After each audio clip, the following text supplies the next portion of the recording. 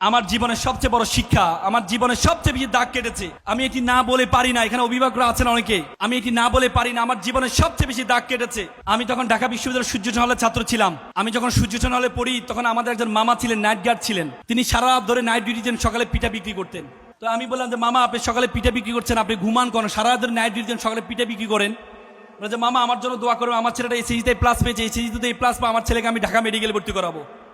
এখানে ঢাকা মেডিকেল দেখতে পাই, আমার খুব স্বপ্ন আমার ছেলে ঢাকা মেডিকেলে পড়বে। তা আমি বললাম মামা, ছেলেকে ধর্মকর্ম শিখান্ত।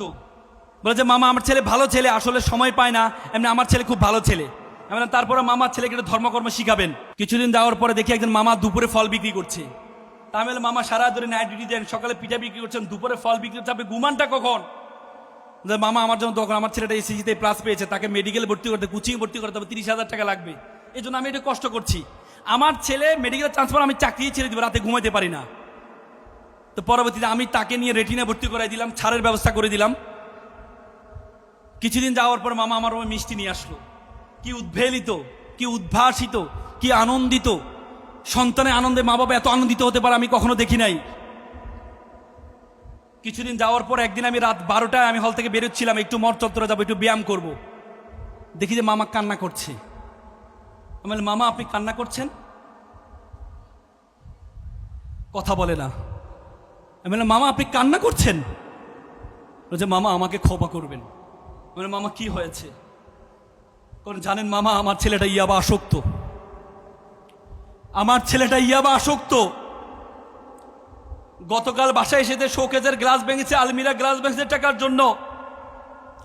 বিশ্বাস করেন মামা, আমি আমার ছেলেকে, আমি ডাক্তারি পড়িয়েছি, আমি মনে করেছিলাম আমি যখন অসুস্থ হব আমার ছেলে আমাকে সুস্থ করবে, কিন্তু আমি আজকে সুস্থ মানুষকে আমার ছেলে অসুস্থ বানিয়ে দিচ্ছে।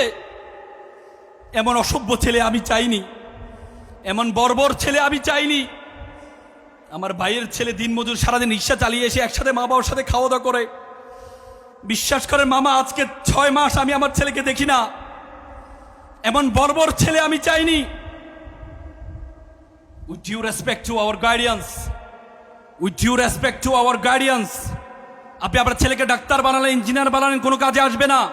এ ছেলের মধ্যে যদি ধর্মীয় জ্ঞান না থাকে, এ ছেলে ভয়ঙ্কর আকার ধারণ করবে, ভয়ঙ্কর আকার ধারণ করবে। ধর্ম আপনাকে শিক্ষা দেয়, ওয়াকফিদ লাহুমা জানাউ যুলমিনার রাহমা ওয়াকুল রাব্বিরহামহুমা কামা রাব্বায়ানি সগীরা। হে আল্লাহ, তুমি আমার মা বাবাকে সেভাবে লালন পালন করো যেভাবে আমার মা বাবা আমাকে লালন পালন করেছে। ধর্ম আপনাকে শিক্ষা দেয়, ওয়ালা তাকুল্লাহুমা উফি ওয়ালা তানহারহুমা ওয়াকুল্লাহুমা কাউলান কারীমা। মা বাবার সাথে উফ শব্দটি পর্যন্ত ব্যবহার করো না।